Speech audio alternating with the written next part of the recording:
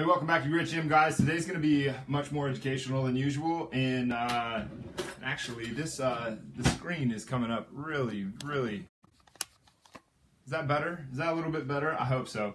Anyway, today's going to be a little bit more educational than usual. Hopefully it's just as entertaining as always, maybe even more entertaining, because God knows I'm such an entertaining person. Actually, in person, I think that I'm much better than I am on these live things, I hope anyway, because when I watch them, oh boy. So it's a little bit cold outside, so we're going to talk about some of the things, some of the sneaky injuries that you might not call injuries, and some of the ways that they sneak up on you, and when you're statistically more likely for them to occur, and then also what we can do about them in the end. So what we can do about them in the end to prevent, not necessarily, I'm not going to go into what to do after you have them. Some of that will kind of come out because the foundations of what are going to prevent you from getting them are also going to be the things that are going to help you come out of it if you do experience them. But at the end, I'm going to give you some really easy, just 5 easy guidelines to go about making so that you don't experience these things ever, or that you like, some people have a predisposition to experience some of these things that we're going to go over. So how do you lower your chances? How do you lower your statistics, your risk, your probability of ever experiencing these? Because nothing stops progress like an injury, nothing stops progress like an illness, nothing stops motivation or any other thing that we are using to push forward and do better in our lives. So those injuries just suck. They just suck. For you, those of you that don't know, I've had that line between tough and stupid. Well, it took me a long time to really figure that out, and I still don't know if I got it all figured out yet. But I've injured every joint on the right side of my body traumatically at some point. I've got an elbow dislocation. I've got a broken wrist. I got a bunch of broken bones in my hand. I dislocated my shoulder. I have 2 third-degree shoulder separations. I messed up the hip is actually probably the one that bugs me the most. I did my knee when I was in college, right after college, right before I was supposed to go and play the next season. I did my foot in a way where the doctors told me that I might never walk again. So I've had a lot of time with physical therapists, which probably is part of the reason why it sparked all this interest in making people as healthy as possible. And then also when I started out doing my rounds with physical therapists, when I was moving towards a physical therapy career, all of these people that I was working with, almost every single thing, I really can't think of one instance when it wasn't preventable, where prevention would not have caused them to not get injured. Prevention would not have caused they could have prevented it.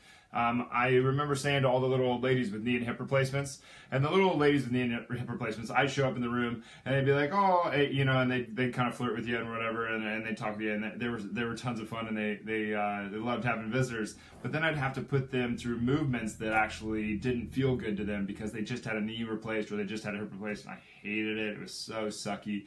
And that's why I went to and I kept on saying, if we just would have met 20 years ago, which is funny because I was like 23 at the time, or 24 or 25 or whatever I was. And so it's just kind of funny to think about because I would have been a little kid. But most of these things are preventable, and some of them are very, very sneaky. So we're going to get into that, but health is your #1 resource in this life. You cannot not take care of it. If you do, you're going to get the result that you don't want. You're always going to get a result. No matter what, you're going to get a result. You sit on your couch, you're going to end up looking like your couch. That's a result. You go to the gym, you're going to get a result. Either you're going to train well, or you're going to train with kind of what I would call bad practices or poor practices. Then you're going to get a result from either one of those. One's going to get you injured, one's not going to get you injured. So we're going to go through some of these, and hopefully you guys have a bunch of questions and you can't wait to ask, and you put them all in the comments section. But if you do have a statement or a comment, even if it's going to come out douchey, because I know sometimes when I ask questions, it sounds like I'm challenging people, but I'm really just posing, and any of the stuff that I say in these videos, I'm posing a discussion because I love to hear other people's perspectives. So, and if you can please take the time, slap the share button, send this out to everybody that you know, and then we can increase the number of people in the discussion, so it's not just us. But anyway, so injuries. What are some sneaky injuries? One of the I'm going to go through a few of these, but some of the top ones from a statistical standpoint is heat-related injuries. But the interesting thing, why I put that in a statistical category of why this is an interesting injury, is because it's much, much more likely, statistically speaking, you're more likely to experience a heat-related injury and below freezing temperatures. It's wild. People go for jogs outside or they go do things outside and they can't get the heat off of them fast enough to be able to manage their body temperature. They get so bundled up and then they go for a jog and then they end up getting heat exhaustion. Heat exhaustion just causes you to pass out. And I think it's kind of an evolutionary thing. Get you to pass out so that you stop, so that your body will take time to rest, so that it can come back to like a homeostasis, and then you can move on, right? But when you are all covered up, your heat can't escape. That's the point of having this kind of stuff, is so that your heat can't escape, so you keep it on you. But you can't, if you pass out, you can't take that jacket off, and then you can't unheat. And you don't really have, like most of, there's a few different ways that our body regulates its heat. It's going to sweat. We're the best sweaters in the world. That's what we do well. That makes us the best endurance athletes in the world. On a hot day, we can run most any animal that pants to get rid of heat. We can run that to death, which if you see somebody jogging with their dog, or you see someone even worse riding their bike with their dog, and the dog has to keep up with them because it's on a leash, on a hot sunny day, you're literally killing that dog. It's dog abuse. I'm not saying those people should be stopped and slapped, and those people need to be educated because they're ignorant to the idea that you're just killing your dog. Your dog pants to get rid of heat, and it's got all this hair and it's not for sun protection like ours is. Ours is for sun protection. That's why the little, they're not called Eskimos or Inuits, I forget what it's called, but the native people of Alaska, they don't have a bunch of facial hair, but all those Arabian dudes look like me, right?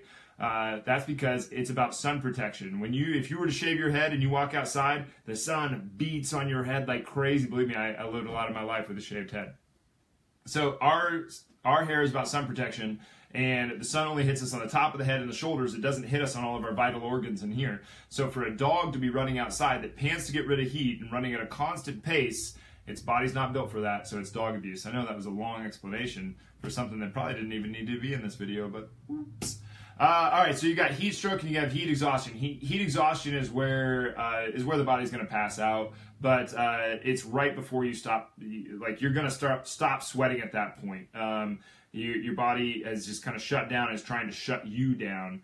But the heat mechanisms, the other heat mechanism, so we sweat, and then the other one is that the blood. You know how when you get really hot, your blood in your veins starts to your veins swell up, right?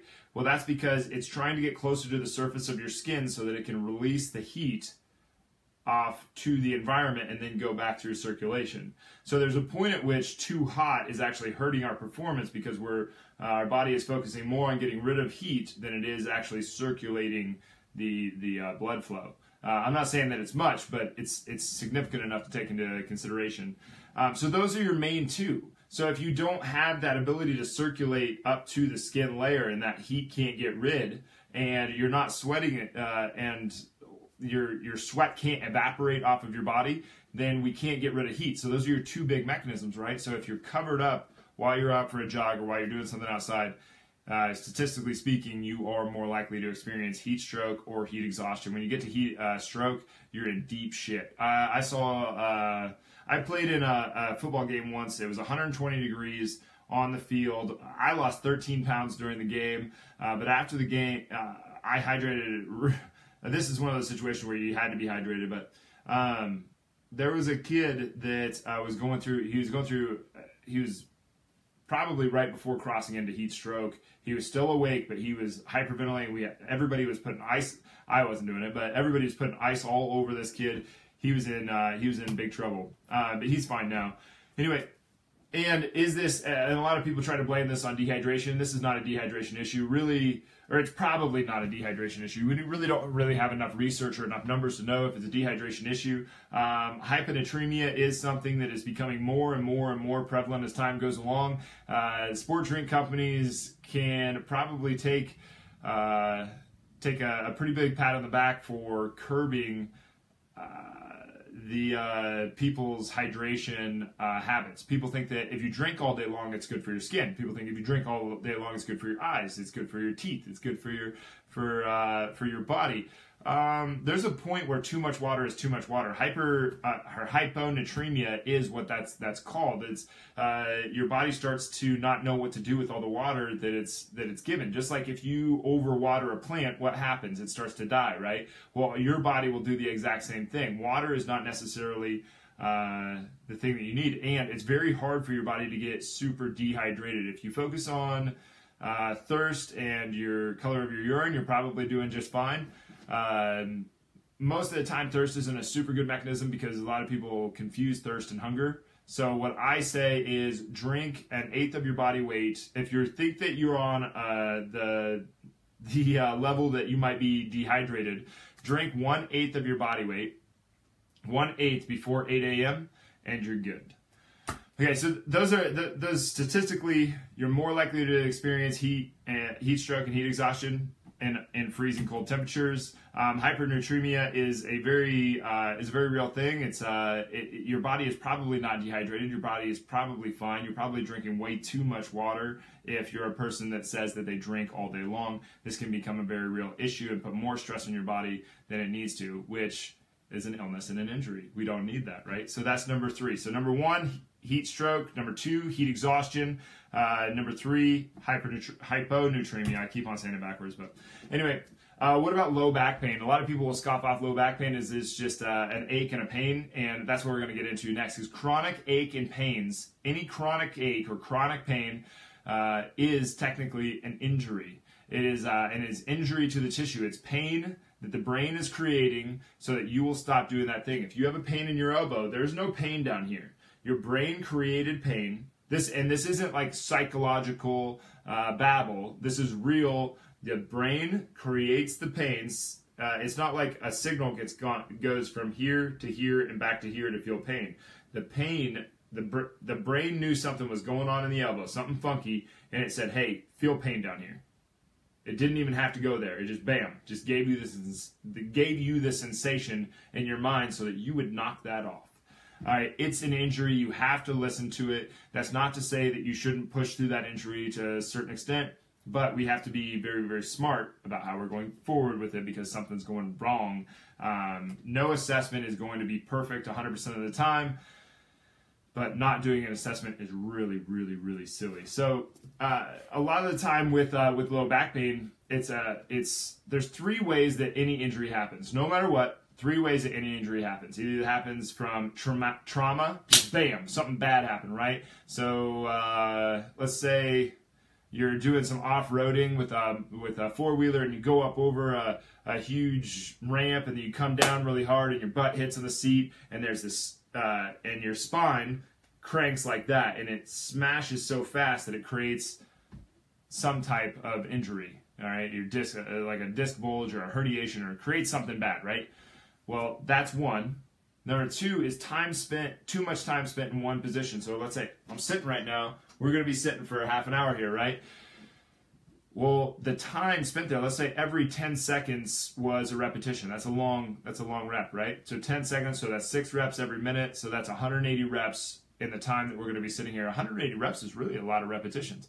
Now let's also take the number of breaths that are going to happen during that time. Now, I'm talking the whole time, so there's probably going to be a few more, but in a given day, the average person is going to take about 20,000 breaths. If you are tilting your pelvis, which a lot of people do this, they tilt their pelvis forward a little bit to pull open their lungs because they have to create negative pressure inside the chest cavity to be able to pull open the lungs because the lungs aren't a muscle, they're just sacs, they're just empty sacs.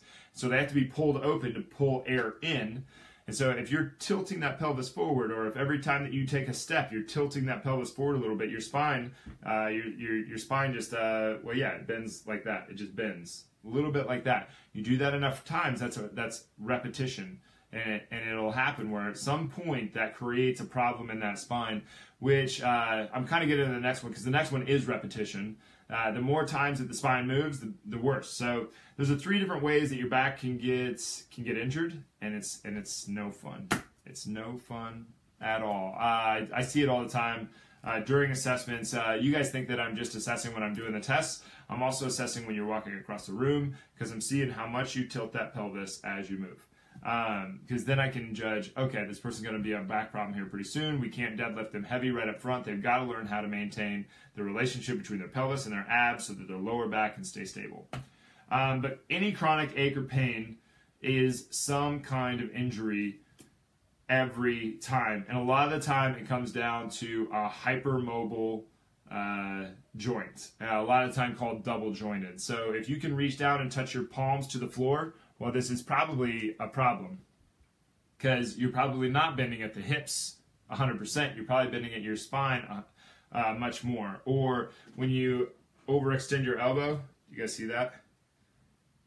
That is hyperextension. I wouldn't want to do that a lot of times because it's going to beat up on my elbow. Actually, I should have done that with my other arm, because this is the elbow that has all the problems, because I pitched for a very long period of time, putting my arm in this laid back position, really cranking on that ulnar collateral ligament, and then I did a bunch of lifting where you're gripping stuff all the time and everything kind of converges right back on that spot. Cool, huh? Anyway, if you're hypermobile, which I don't really like that word hypermobile, because there's a big difference between a lack of stability showing up as hypermobility and just having a ton of mobility. Really, the word mobile would, the definition would mean that you have control through those movements. Okay, so if I can go like this with my arm and go all the way back, and I can control where that humeral head, this bone, is inside of my shoulder, then I'm more likely to be, then I have mobility, but and stability. I have both of them. But anyway, it's kind of gotten thrown around that mobile just means that you can move a long way, which is really flexibility. That's a different deal. But chronic ache and pain, a lot of the time, it's due to this too much movement in the joint. So the shoulder will glide forward. You see this with people doing dips, where they're, see how my shoulder kind of dips forward like that? It needs to stay back like that while I do a dip, not dip forward like that, because what's happening is the structures that are in there, one's like this and one's like this, let's say this is wrapped in tissue, they're pushing out from the inside out, and they're just gnawing across this. It's just like if something was rubbing on a belt in your car, that belt will eventually break. This is the belt. You're going to eventually bust your shoulder out.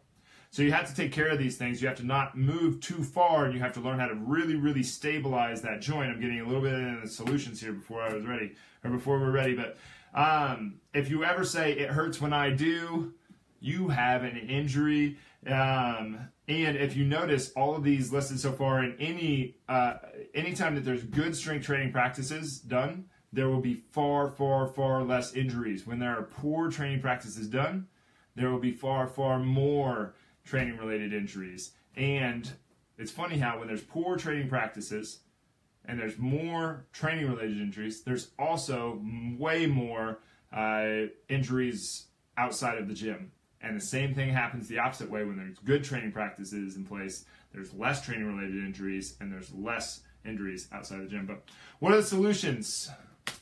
What are our solutions? So there's 5 solutions that it really comes down to, and they're all based around that health medium: exercise, mindset, nutrition, recovery. But what are the 5? Well, the first 5 are, from a training's perspective, you have to have speed in your program, you have to have power in your program, you have to have strength in your program. Strength would be moving heavy implements very slow. Power would be moving lightweight implements very fast. This would be like jumping with a trap bar or throwing a medicine ball against the wall. And speed would be moving as fast as you possibly can. So usually like a plyometric, where you're jumping off the ground and then landing, that would be speed. So you need speed, you need power, you need strength. You need to move different weights at different times of the year at different speeds to make sure that your tissues are getting the stimulus that it can grow from. Because we're trying to get a stimulus here to take us to where we want to go and be able to do with our bodies. The other thing is there has to be a certain amount of mobility, there has to be a certain amount of stability, and there has to be a certain amount of stiffness. Is there a little bit of an interrupt here? Stiffness it gets this really bad reputation. Stiffness is extremely, extremely, extremely good. Okay? We want stiffness in our body. We want lots and lots and lots of stiffness. Stiffness is free. Your body just gives it to you. You don't have to earn it. Stiffness is just there. When stiffness gets to be too much is when it's impeding another joint's movement. So if you have stiffness, that's just your body searching for stability, but your body isn't just going to give you stability, and it's not going to give you mobility, and it's not just going to give you strength. You got to earn those, but it's free. It's like a donation. Stiffness is a very, very, very good thing. I think the rest of the world is pretty much sold on mobility and stability, but the mobility and stability thing is kind of a chicken or the egg. Are we losing mobility because we didn't have stability, or are we losing stability because we don't have mobility? Well, it's both. Everybody's trying to go in either or here. It's both. You can work on both. You rob Peter to pay Paul. You go get a little mobility, it gives you some more, and then you go and you get some extra stability, and then you go get more mobility that it's going to give you after you get the stability, and you go get more stability, and you keep on robbing Peter to pay Paul until you're right where you want to be. Now you got to get into the blood flow stuff too, right? If we want to get out of injury, we want to make ourselves better. We want to not be injured. Well, we have to also get our blood flowing around. This is one of those things. The big misconceptions is that inflammation is a bad thing. Inflammation is an extremely good thing. It brings blood flow to the area in massive quantities because it's full of nutrients that are going to heal those tissues. You want inflammation up front. You don't want chronic inflammation years and years afterwards because scar tissue is already laid down and it's not going to be able to get to it. But so how do we get more blood flow? We get it from alactic training, we get it from glycolytic training, we get it from aerobic training. So aerobic training would be like 30 to 45 minutes of 120 to 140 beats per minute. So your heart's beating about 120 to 140 times per minute, and we're just keeping that pace for a really long, steady period of time. The misunderstanding about this is that you have to do this every day. Once a week is more than enough. 2 times a week is getting a little heavy, and twice a month would be fine for most people. Alactic and glycolytic training are more like intervals or circuit training where you're getting your heart rate to come up and then back down, up and then back down, up and then back down. So it's a way to get your heart rate up and burn more calories because our bodies are very, very inefficient at that. Number 5 is nutrition. The thing about this whole deal is that we've got to feed our recovery. And by feed our recovery, I mean that. You got to give nutrients to your recovery. Remember, everything magical happens in the recovery phase. All of our strength, all of our healing, all of our fat loss, all of our everything. All happens with nutrition. And if you're trying to grow muscle mass or you're trying to heal a tissue, we need to grow more tissue to be able to do that, right? So we need more nutrients coming in to be able to lay down new tissue so that our body can heal and get better. Inflammation and recovery, we have to feed it with nutrients. And then also, it's undeniable at this point especially because that mindset has a place in the area, in the realm of healing, in the realm of getting better. If you look at people that jump into my shoes for a second and see the person who thinks they can and see the person who thinks they can't. Who do you think is going to get better? And jump into a physical therapist's shoes for 2 seconds. You get a person that thinks, "Oh, poor me," and a person that's like, "No, I'm gonna kick this thing." Who do you think is gonna get better? Every single time, the person who thinks they can is gonna win out. The person who thinks they can't is gonna prove themselves right.